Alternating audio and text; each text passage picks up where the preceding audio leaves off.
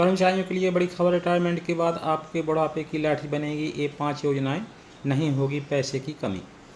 अगर आप रिटायरमेंट के बाद टेंशन फ्री होकर जीना चाहते हैं तो ये सरकारी योजनाएं आपके बुढ़ापे की लाठी बन सकती हैं। इन योजनाओं में निवेश करके आप अपने भविष्य को सुरक्षित और इंडिपेंडेंस बना सकते हैं। आज हम आपको 5 ऐसी स्कीम के बारे में बताएंगे जो आपके फ्यूचर को सिक्योर करने में मदद करेगा।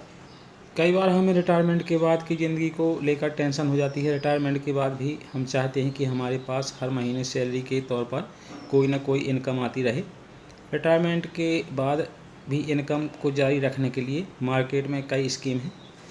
इन स्कीम में निवेश करके आप अपने भविष्य को सुरक्षित और इंडिपेंडेंस बना सकते हैं। नेशनल पेंशन सिस्टम, रिटायरमेंट के बाद आप चाहते हैं कि हर महीने आपको पेंशन के लाभ मिलते रहें तो इसके लिए आप नेशनल पेंशन सिस्टम को चुन सकते हैं। इस स्कीम में आपको निवेश करना है और 60 साल के बाद एनपीएस फंड में 60% की राशि एक मुश्त और 40% पेंशन के तौर पर मिलती है।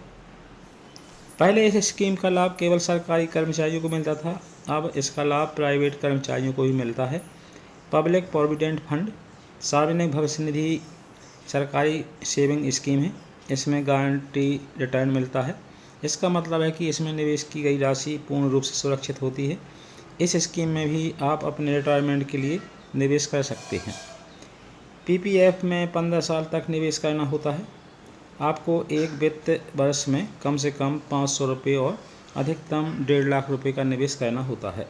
इस स्कीम में निवेश राशि पर टैक्स बेनिफिट का लाभ भी मिलता है। म्यूचुअल फंड, म्यूचुअल फंड निवेश का काफ़ी अच्छा ऑप्शन बन गया है।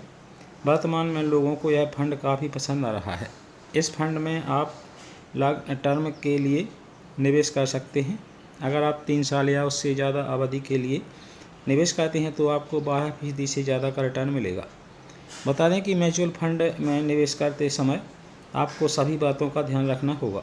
दरअसल इसमें बाजार जोखिम भी होते हैं, तो आप विचार करने के बाद ही इसमें निवेश करें।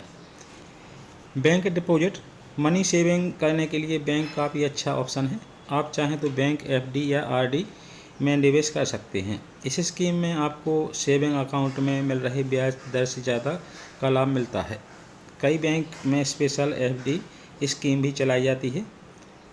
आप उन स्कीमों की तुलना करके सभी स्कीम में ज़्यादा लाभ मिल रहा है उसमें निवेश कर सकते हैं।